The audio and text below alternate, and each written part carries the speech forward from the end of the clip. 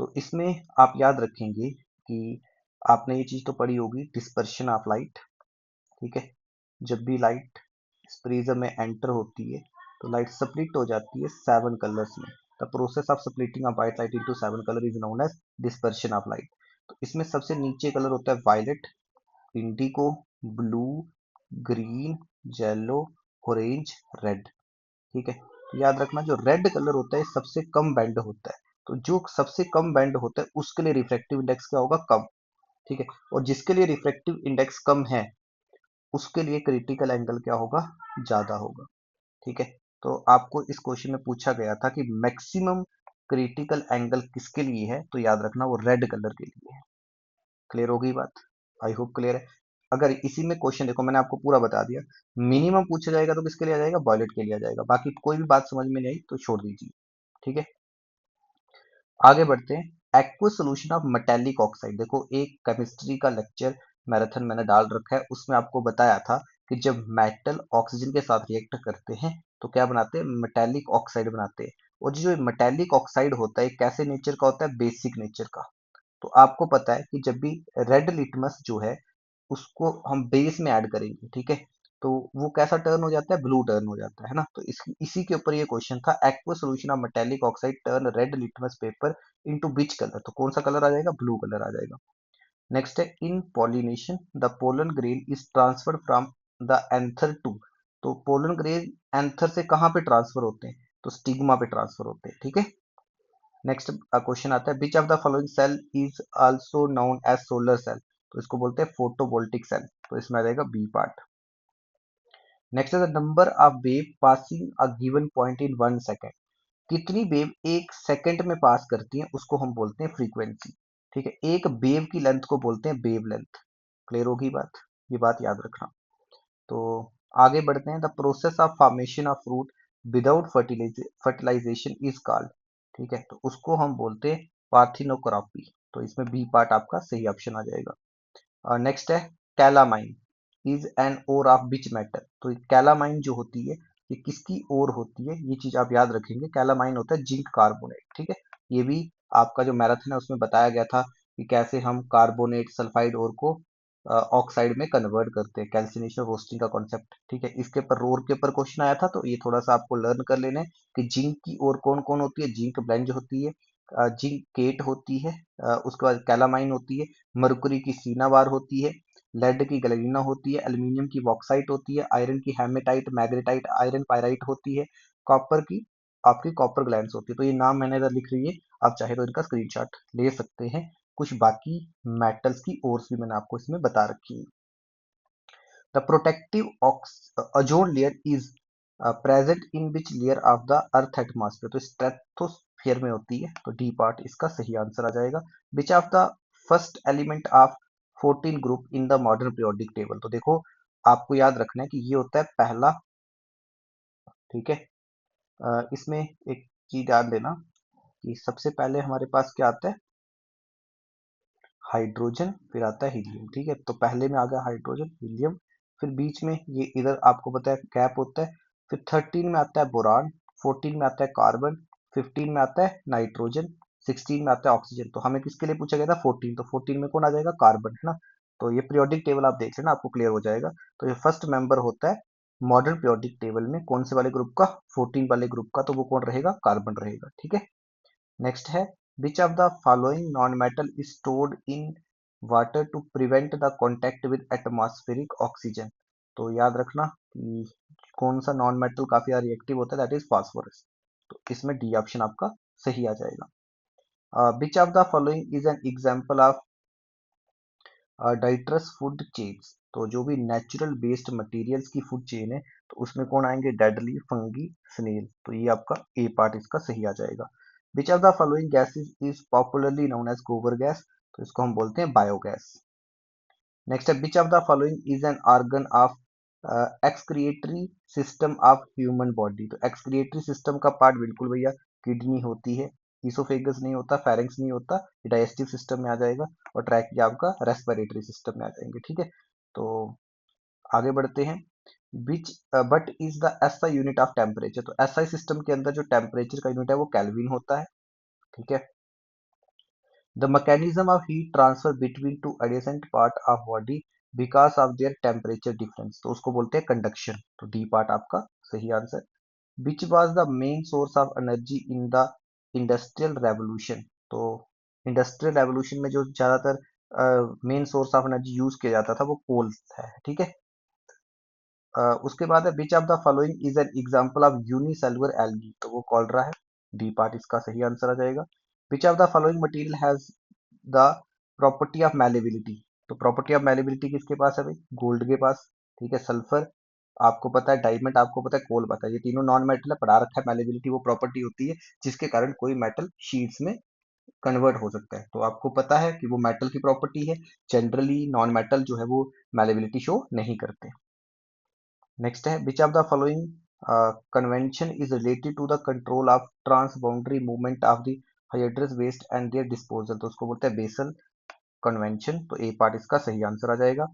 Last question general science का, तो वो है which of the following is an example of non renewable source of energy, तो वो आपकी क्या आ जाएगा, नेचुरल गैस आ जाएगा, ठीक है।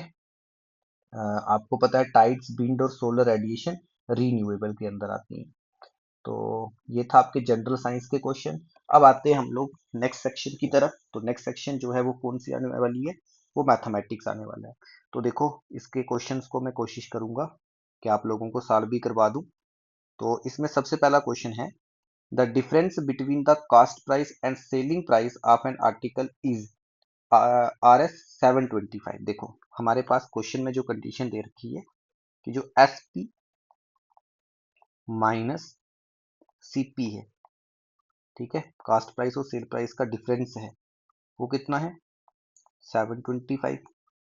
इफ द प्रॉफिट इज 20%, और जो हमारे पास प्रॉफिट है वो कितना है 25% है, तो फाइंड द सेलिंग प्राइस। तो हमें ये पूछा गया है कि आप इसमें क्या कैलकुलेट करेंगे, सेलिंग प्राइस जो है वो इसमें बताएंगे कि सेलिंग प्राइस क्या रहेगा उस आर्टिकल का। मैं बिल्कुल बेसिक तरीके से इस क्वेश्चन को आपको समझाता हूँ। देखो हमारे पास sale price minus cost price कितना है, वो है 725, और sale price minus cost price को ही हम क्या बोल सकते हैं, प्रॉफिट बोल सकते हैं, ठीक है। तो इसका मतलब हमारे पास प्रॉफिट जो है वो कितना है, ये वैल्यू आ गई प्रॉफिट की।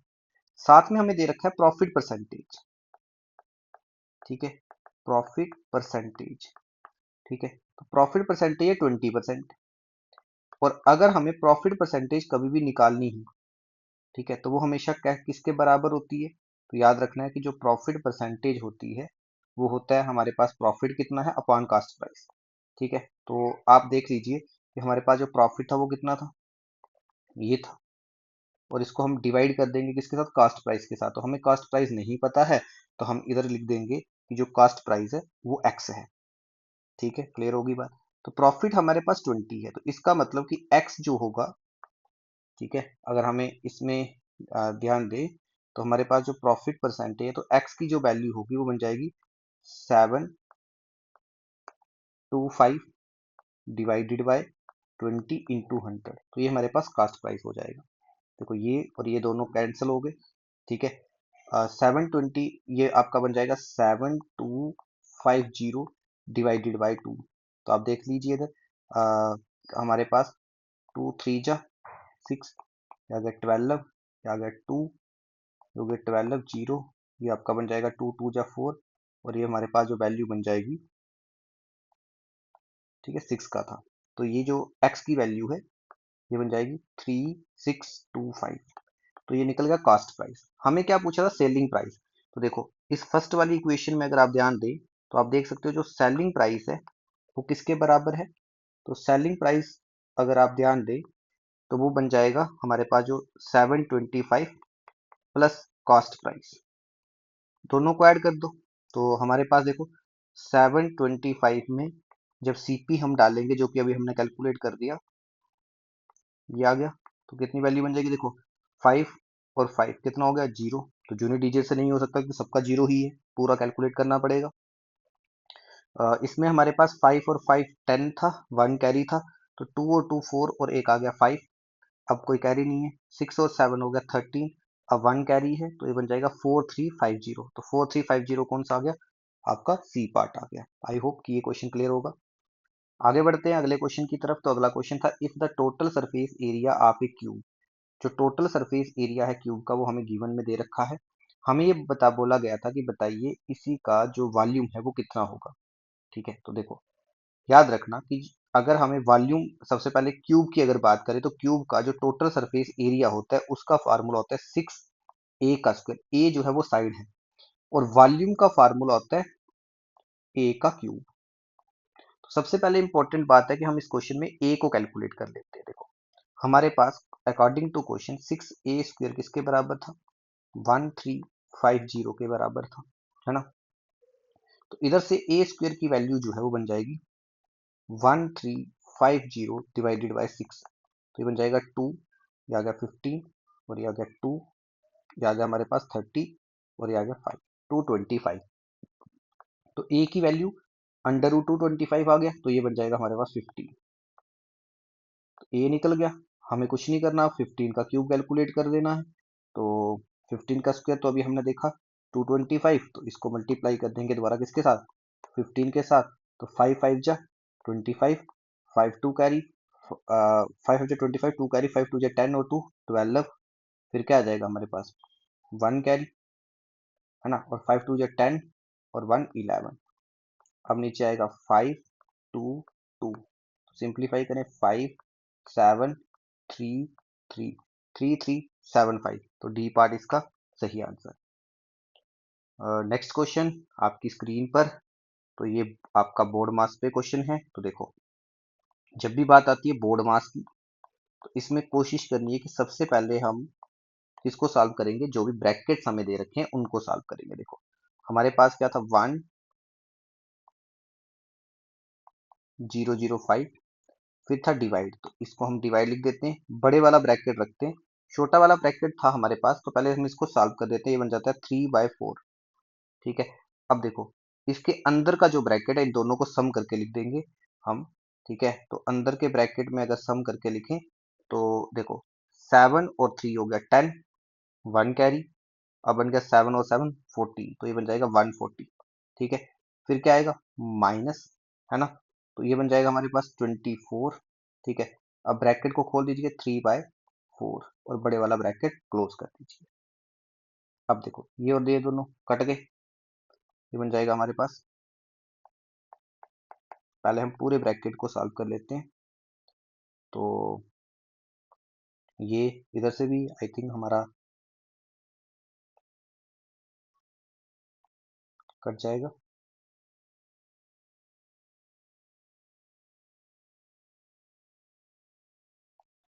3 × 35 हो जाएगा, माइनस, और ये बन जाएगा 4 6 या, और ये बन जाएगा 18,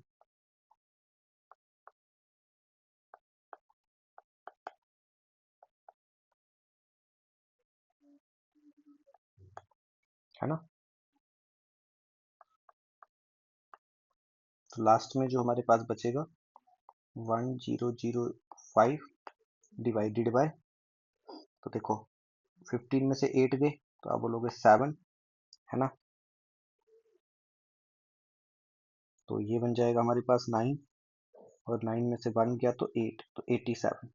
ठीक है, तो अब कुछ नहीं करना है हमें, 10005 को डिवाइड कर देंगे किसके साथ, 87 के साथ, तो 1 जा 87, तो देखो ब्रैकेट में क्या बन जाएगा 13, तो हो गया 130, तो दोबारा 1, तो 1 1, तो दो एक ही ऑप्शन आ रहा है जिसमें आगे कैलकुलेट करने की नीड नहीं है। देखो 1 2 1 4 1 3, तो 1 1 किस में आ रहा है, ए पार्ट में, तो इसका आंसर आ जाएगा ए पार्ट। बड़े अगले क्वेश्चन की तरफ चलिए। तो क्वेश्चन नंबर 4 मैथ्स का, a metal sheet 27 centimetre long. ठीक है, तो लेंथ हमें दे रखी है मेटल शीट की कितनी है, 25 सेंटीमीटर। आगे हमें ब्रेथ जो है वो भी दे रखा है, वो कितना है 8 सेंटीमीटर। और जो थिकनेस है, ठीक है, वो भी हमें दे रखी है, जिसको हम हाइट बोल सकते हैं, वो भी कितना है 8 centimetre. Is melted into A cube, तो हम उसको हमने क्या कर दिया, मेल्ट कर दिया और क्या बना दिया, क्यूब बना दिया। तो हमें साइड बताना है क्यूब का। याद रखना कि जब भी किसी चीज को मेल्ट करते हैं तो उसका वॉल्यूम सेम रहता है। तो पहले कौन सी शेप थी हमारे पास, क्यूबाइड शेप था, तो उसका वॉल्यूम जो रह जाएगा वो क्या बन जाएगा 27 इंटू 8 ठीक है।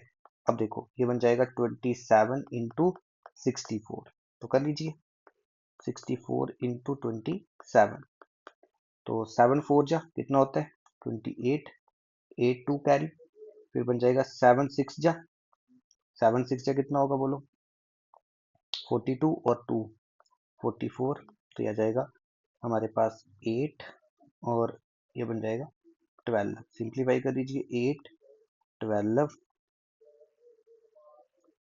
तो 1728 है ना। तो ये बन जाएगा हमारे पास volume is equal to 1728। Clear होगी बात, क्लियर होगी बात। अब बेटा देखो हमें जो है वो साइड निकालनी है, तो ए क्या होगा क्यूब रूट होगा, ठीक है। तो इसका क्यूब रूट करेंगे अगर हम किसका 1728 का, तो करके देख लीजिए वो 12 आएगा। आप ऐसे भी कर सकते हो 144 हो गया स्क्वायर और इंटू 12 कर दीजिए, 2 4 जा 8, तो देखो यूनिट डिजिट से सॉल्व हो रहा है, 2 4 जा 8 और 2 इंटू 4 4 1, तो देखो आ जाएगा, ठीक है। तो इसका ए क्या निकल जाएगा, आप निकालेंगे तो 12 निकल जाएगा, तो इसका ए पार्ट सही आंसर आपने। चलिए तो आगे बढ़ते हैं। नेक्स्ट क्वेश्चन दोबारा सेम तरह से हमारे पास है, तो इसमें देखो ऊपर क्या है 27 इंटू 27 डिवाइड में देखो क्या है 9 इंटू 9 इंटू 9 इंटू 9 4 टाइम, ठीक है। देखो ये कैंसिल तो हो गया 3, ये कट के हो गया 3, ये कट के हो गया 3, ठीक है। अब देखो ऊपर क्या हो गया 3 3 जा 9, ठीक है, और 9 3 जा 27, तो ये डिवाइड में एक 9 बचा था, तो आंसर में क्या आ जाएगा 3। सिंप्लीफाई करके सिंपल सा क्वेश्चन था, कोई इसमें था नहीं ज़्यादा कुछ भी। Next question, but would be the compound interest acquired on the amount, amount कितना था 3100 at the end of 2 year, कितने टाइम के बाद 2 ईयर के बाद, at the rate of 50% per annum, जब जो आपको इंटरेस्ट है वो कितना मिल रहा है 50% पर एनम मिल रहा है, तो आपको टोटल कंपाउंड इंटरेस्ट निकालना। देखो पहले साल की अगर बात करें फर्स्ट ईयर की, तो फर्स्ट ईयर में जो टोटल इंटरेस्ट होगा पहले साल में, तो वो कितना होगा, आपको पता है प्रिंसिपल कितना था 3100, ठीक है, रेट कितना था 50%, ठीक है, और टाइम कितना था, ये पहले साल की बात हो रही है तो 1 अपान आ गया 100, ये दोनों कैंसिल कट हो गए, है ना। तो कर लीजिए इन दोनों को मल्टीप्लाई, तो 5 1 जा 5 और 5 3 जा 50, तो पहले साल में जो हमारा इंटरेस्ट बनेगा वो आप देख सकते हो कितना बन जाएगा 1550। अब देखो 3100 अमाउंट था, अब इंटरेस्ट कितना हो गया, ये वैल्यू आ गई इंटरेस्ट की 4650। अब इसके ऊपर दोबारा इंटरेस्ट कितना लगेगा 50%, ठीक है। तो देखो दोबारा 50% निकालने के लिए कुछ नहीं करना, इसका आधा कर दो, तो इसको डिवाइड कर दो 2 के साथ, ठीक है। तो ये बन जाएगा 2 और ये बन जाएगा 3 और ये बन जाएगा 2 और ये बन जाएगा 5, तो कितना बन गया 2325। तो दूसरे साल में इंटरेस्ट बन गया 2325, पहले साल में इंटरेस्ट था 1550, तो टोटल इंटरेस्ट कितना होगा, इन दोनों को ऐड कर दो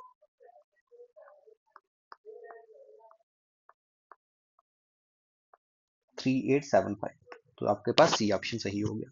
एक बार दोबारा बता देता हूँ, कंपाउंड में क्या होता है कि जैसे आप सिंपल इंटरेस्ट निकालते हो तो उसमें क्या होता है कि हर साल जो अमाउंट है वो सेम होता है, बट कंपाउंडिंग में क्या होता है, जैसे पहले साल आपका पास था 3100 रुपीज, इस पे इंटरेस्ट बन गया 1550, तो अगले साल का अमाउंट चेंज होकर कितना बन गया हमारे पास इन दोनों का सम 4650। अब उस पे इंटरेस्ट कैलकुलेट करा, ये इंटरेस्ट, तो पहले साल में इंटरेस्ट बना था 1550, अगले साल में इंटरेस्ट बन जाएगा 2325, ठीक है। तो इन दोनों को सम करके हमारा आंसर आ गया, इसलिए आपका सी पार्ट हो गया।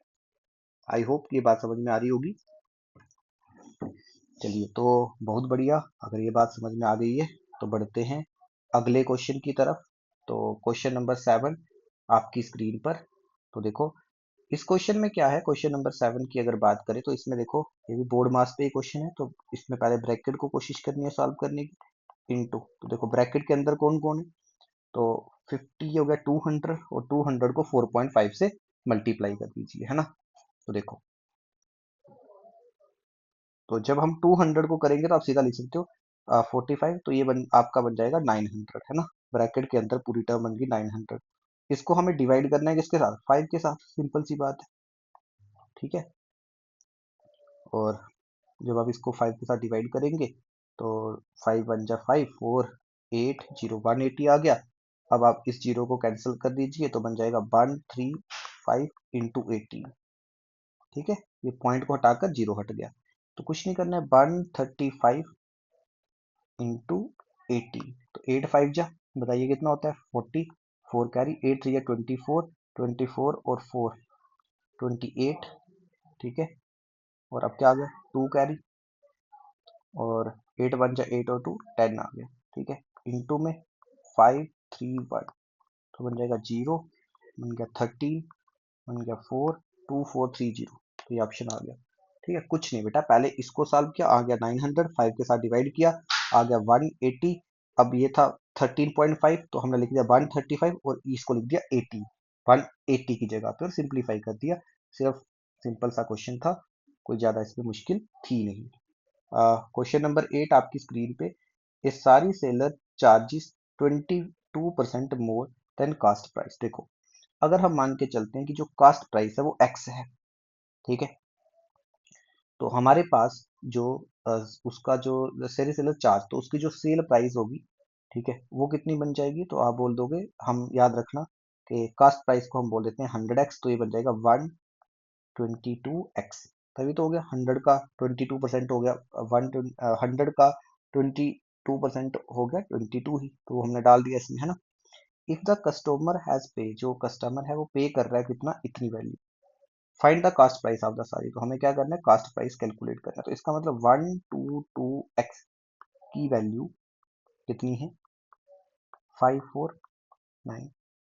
इधर x की वैल्यू कैलकुलेट कर देंगे, तो कुछ नहीं करेंगे भाई, डिवाइड कर देंगे, 5490 को डिवाइड कर दोगे इसके साथ 122 के साथ, है ना। तो देखो 5490 को डिवाइड करेंगे जब 122 के साथ, तो देखो सबसे पहले मैं इधर 4 के साथ मल्टीप्लाई करता हूँ, तो देखो 4 2 जा आ गया 8, 4 2 जा दोबारा आ गया 8, और आ गया 4 8 8, 9 में से 8 गया तो कितना आएगा 1, ये आ गया 4, 14 में से 8 गए तो आ जाएगा 6, तो ये वैल्यू आ जाएगी। अब इधर मैं 5 के साथ कर दूं, तो 5 2 जा 10, 1 कैरी, 5 2 जा 10 और 1 कैरी वाला 11, ठीक है। अब 1 कैरी और ये आ गया 6, तो ये हो गया 45, दोनों को डिवाइड करके, है ना, इन दोनों को डिवाइड करके आप कर लेना, क्या आंसर आ जाएगा, 45 आ जाएगा। अब x की वैल्यू 45 है, तो 100x की वैल्यू कितनी हो जाएगी भाई, 100 इंटू 45, तो आंसर क्या आ जाएगा, 4500, सिंपल, क्लियर है मेरी बात।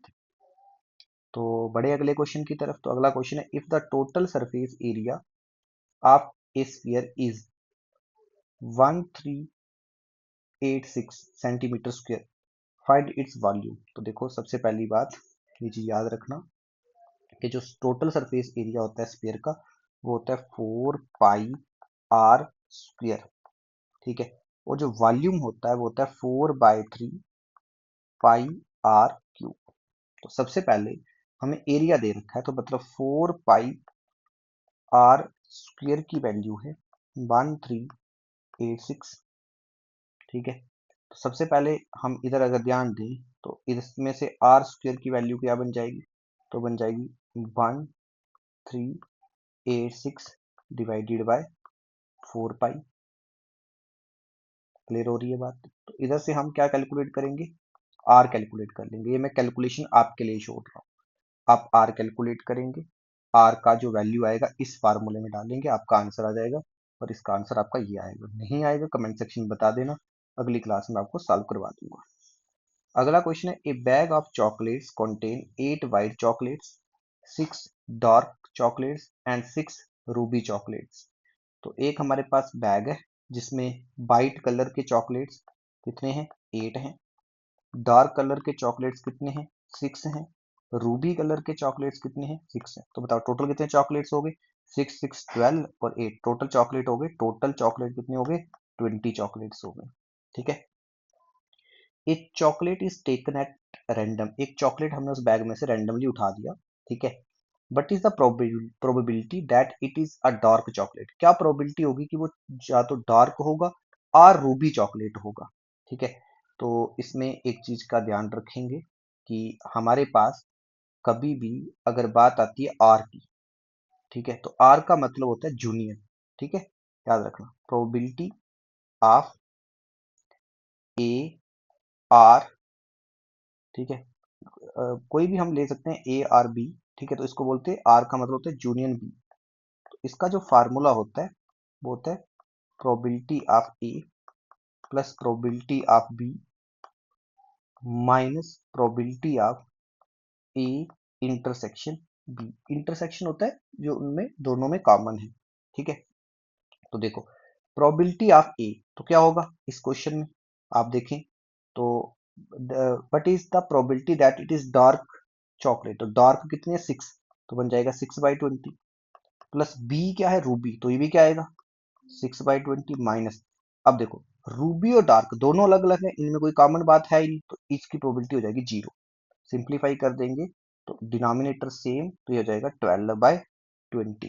ठीक है, दोनों कट सकते हैं, बिल्कुल कट सकते हैं, 4 3 जा और 4 5 जा, तो आंसर क्या बन जाएगा 3/5। 3/5 कौन सा हो गया, ये वाला पार्ट। अगला क्वेश्चन सेम फार्मूले पे है, ए की दे रखी है बी की दे रखी है। एंड का मतलब बताया मैंने इंटरसेक्शन होता है, तो हमें यूनियन निकालना है। आर का मतलब होता है यूनियन, तो अभी फार्मूला बता दिया था। Probability of A union B is equal to क्या आएगा, probability of A plus probability of B minus probability of A intersection B. देखो ए की प्रोबेबिलिटी कितनी, आप बोलोगे 0.7, बी की प्रोबेबिलिटी कितनी, आप बोलोगे 0.5, माइनस दोनों की कॉमन आ जाएगा ये वैल्यू, तो ये बन जाएगा 1/1.2 में से 0.4 माइनस, तो आंसर आ जाएगा 0.8। ये माइनस है बीच में। ठीक है, तो 0.8 is right answer. I hope कि इसमें भी कोई कंफ्यूजन कोई डाउट नहीं रहा होगा। अगला, what is the difference between the compound interest on 6,000 for 1 year at 6% per annum compound yearly और हाफ ईयरली। ठीक है, तो डिफरेंस बताना है। देखो सबसे पहले अगर हम बात करते हैं कंपाउंड इंटरेस्ट 1 ईयर का, तो सिंपल इंटरेस्ट निकाल दो, तो प्रिंसिपल कितना था 6,000, हम आपका रेट कितना था 6%, टाइम कितना था 1। ठीक है, P into R into T by 100। ठीक है, तो ये हमारे पास बन जाएगा 360। कोई दिक्कत कोई परेशानी नहीं होगी, है ना। बट आगे क्या बोल रहा है, कंपाउंडिंग करना है हाफ ईयरली। ठीक है, तो देखो पहले हम आधे साल का निकालेंगे। ठीक है, सेम तरह से, तो पहले आधे साल का क्या होगा, अभी ये क्वेश्चन समझाया भी था, रेट तो सेम रहा, बट आधे साल के लिए क्या आ जाएगा 120। क्लियर होगी बात, तो ये आ जाएगा हमारे पास 100, ये जीरो कैंसिल, तो जब इसको 2 के साथ डिवाइड करोगे तो आंसर आएगा 180। अब हमारी आधे साल के बाद जो अमाउंट है वो कितनी बन जाएगी 6180, और इसके ऊपर हम दोबारा आधे साल का इंटरेस्ट कैलकुलेट करेंगे, तो बन जाएगा 6 इंटू 1/2। ठीक है, और डिवाइड में सेम तरह से 100, तो ये वैल्यू हमारी दोबारा हो जाएंगी। अब देखो ये बन जाएगा 618। ठीक है, इंटू 6। ठीक है, आप इसको काट दे सकते हैं, इसको कर दीजिए 3, और डिवाइड में हमारे पास क्या आ जाएगा 10 आ जाएगा। अब मल्टीप्लाई कर दीजिए, 8 3 जा 24, 2 कैरी, 6 और 1 7, और 6 3 जा 80, तो ये बन जाएगा हमारे पास 1874। क्लियर होगी बात, कोई दिक्कत कोई परेशानी। तो देखो एक बार दोबारा कर इसको चेक कर लेंगे। 8 3 या 24, 2 कैरी। ठीक है, और 3 1 जा 3, 3 और 2 कितने होते हैं 5, तो इधर 5 आएगा 7 की जगह। ठीक है, तो ये वैल्यू कितनी बन जाएगी 185.4। ठीक है, अब देखो कितना इंटरेस्ट बन गया 360, 360.4, तो जब हाफ ईयरली कंपाउंडिंग करा तो कितना बना 365.4, और जब ईयरली किया तो कितना बना 360, दोनों का डिफरेंस कितना हो गया 5.4। आंसर आ गया। हमें अगर कॉन्सेप्ट समझ में आ गया है तो मैथ्स में कोई दिक्कत नहीं आएगी। अगला क्वेश्चन है, find the simple interest on R S 5490 at 50% 50% per annum for 6 month. तो हमें क्या बोल रहा है कि हमें जो है वो सिंपल इंटरेस्ट निकालना है इस अमाउंट पर, और जो हमारे पास इंटरेस्ट है, ठीक है, वो कितना है इंटरेस्ट हमारे पास 50% पर एनम का है, पर हमें कितने टाइम का निकालना है, 6 मंथ का निकालना है। तो सिंपल सी बात है, पी की वैल्यू आ गई 4590, आर की वैल्यू कितनी बन गई 50, है ना, इनटू टाइम आ जाएगा 1/2, है ना, 6 मंथ कितने ईयर हो गए 1/2, और डिवाइड में आ गया 100, ये जीरो कैंसिल, ये जीरो कैंसिल। अब देखिए हम इन दोनों को मल्टीप्लाई कर देते हैं, 5 9 जा 45, 5 4 कैरी, ठीक है, 5 4 जा 20, और ये अगर 24 2 कैरी, 5 5 जा 25 रहेगा 27 डिवाइडेड बाई 2, 27 45 को अगर हम 2 से डिवाइड कर दे तो क्या आ जाएगा, देखो 2 1 जा 2, 2 3 जा, तो देखो 1 3 कौन सा ऑप्शन है, ए ऑप्शन। आप आगे भी कर सकते हैं, बट अगर हमारा निकल रहा है यूनिट डिजिट से तो हम मतलब 2 डिजिट से, तो हम क्यों आगे करें, आप कर लेना, यही आंसर आ जाएगा। अगला क्वेश्चन है question number 14, what is the probability of drawing a spade from a deck of 52 playing cards. तो याद रखना कार्ड्स के बारे में कुछ बातें, कि जो टोटल कार्ड्स होते हैं वो 52 होते हैं, जिसमें स्पेड, क्लब क्लब डायमंड और हार्ट, इनके 13 13 कार्ड होते हैं, ठीक है। और साथ में देखो ये 13 13 कार्ड हो गए, इसके साथ में हर एक स्पेड में एक किंग, एक क्वीन, एक जैक और एक एस होता है, ठीक है। तो आप इसमें चीज ध्यान रखना, बट हमें जो क्वेश्चन पूछा गया था किसके, स्पेड के, ठीक है। तो अगर हम बात करते हैं कि हमारे पास 13 जो है वो टोटल स्पेड है, 13 स्पेड में मैंने अभी बता दिया, एक किंग होगा, एक क्वीन होगी, एक जैक होगा, एक एस होगा, 4 ही होंगे, और काउंटिंग होगी 2 से 10 तक, तो हो गए 13 कार्ड। प्रोबेबिलिटी क्या होता है कि फेवरेबल तो कितना है आपका 13, टोटल कितने हैं 52, दोनों को डिवाइड कर दीजिए, आंसर क्या बन जाएगा आपका 1/4, तो 1/4 इज ए ऑप्शन, तो ए ऑप्शन इसका सही आ गया। अगला क्वेश्चन आ गया आपका लीनियर इक्वेशंस में से क्वेश्चन। तो इसमें बोल रखा है the sum of two number is 33, तो हम मानते हैं एक नंबर x दूसरा नंबर y, तो x प्लस वाई कितना हो गया भाई 33 हो गया, and the difference between them, तो x को y से माइनस कर दो भाई, डिफरेंस हो गया दोनों नंबर के बीच का, तो कितना हो गया 23। कुछ नहीं करिए, दोनों को ऐड कर दीजिए, हमें क्या बोला है फाइंड द नंबर, तो हमें वो नंबर फाइंड करने हैं। देखो x प्लस एक्स क्या हो गया 2x, plus by minus by तो हो गया 0, तो ये आ गया 0, दोनों को प्लस, 3 और 3 हो गया 6, और ये हो गया दोनों का 5, x की वैल्यू बन जाएगी 56 डिवाइडेड बाई 2, जो होता है 28। तो देखो x की वैल्यू हमारे पास निकल चुकी है 28, x की वैल्यू ए पार्ट में 28, 23 नहीं हो सकती, ये नहीं हो सकती, ये नहीं हो सकती, हाँ y भी हम कैलकुलेट कर सकते हैं सेम तरीके से, बट इसमें x निकाल के ही आंसर आ गया, ऑप्शन आ गया, तो इतना टाइम वेस्ट करने की नीड नहीं है, आप सीधा a को मार्क कर सकते हैं। अगला क्वेश्चन इक्वेशन बना के दे रखी है, देखो x plus y is equal to 12 है, और x माइनस वाई, ठीक है, इज इक्वल टू 10 है, तो इसको मैं ऐड की जगह बजाय सब्ट्रैक्ट करूंगा, तो अगर सब्ट्रैक्ट जब करते हैं तो x ये प्लस का है माइनस का हो जाएगा, माइनस है प्लस हो जाएगा, ये प्लस है माइनस हो जाएगा। देखो x में से x गया तो हो गया 0, ये हो गया हमारे पास plus 2y is equal to 12 में से 10 गए तो 2, तो y की वैल्यू बन गई 2 डिवाइडेड बाई 2, 2 को 2 से डिवाइड कर दो, आंसर आ गया 1, तो इस क्वेश्चन का सही आंसर आ जाएगा डी पार्ट जो है 1। Question number 17, find the length of the largest pole that can be placed in a room of dimension। तो मैंने आपको ये चीज बताई थी कि जब भी ऐसा क्वेश्चन आए तो उसमें डायगोनल निकाल देना है, कर लो यार, जो मैथ्स के लिए फार्मूला का जो है वो मैंने वीडियो बनाया था, उसमें मैंने लेबोरेटरी अटेंडेंट की पूरी प्लेलिस्ट बना रखी है, उसमें भी 2 वीडियो अपलोड हो चुके हैं, जिनमें इंपॉर्टेंट बातें मैं जो फार्मूले हैं वो बता चुका हूँ, बाकी क्वेश्चन काफी सारे प्रैक्टिस करवा चुका हूँ, तो आप लोग उनमें जाके देख सकते हैं, सिर्फ डायगोनल निकालना है। मैं फार्मूला बता दूंगा, आप ही करेंगे, √24 का स्क्वायर प्लस 8 का स्क्वायर प्लस 6 का स्क्वायर, ठीक है, तो आप इसको कर लेना सॉल्व, जो आपका आंसर आ जाएगा वही इस क्वेश्चन का आंसर होगा। How many small sphere of radius 3 centimetre can be formed by melting A iron sphere of radius 12 centimetre. तो मैंने आपको बताया था मेल्टिंग पे वॉल्यूम सेम रहता है, पहले कुछ नहीं करेंगे, हमारे पास जो इसमें जो फार्मूला हम लगा देंगे, that is 4/3 pi small r का स्क्वायर, स्मॉल आर का क्यूब इज इक्वल टू किसके बराबर होगा 4/3 पाई, और ये बन जाएगा हमारे पास कैपिटल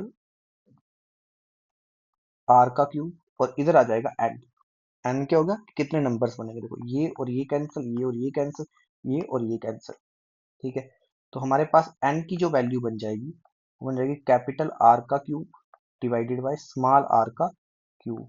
हम इसको लिख सकते हैं capital R by small r का क्यूब का होल क्यूब।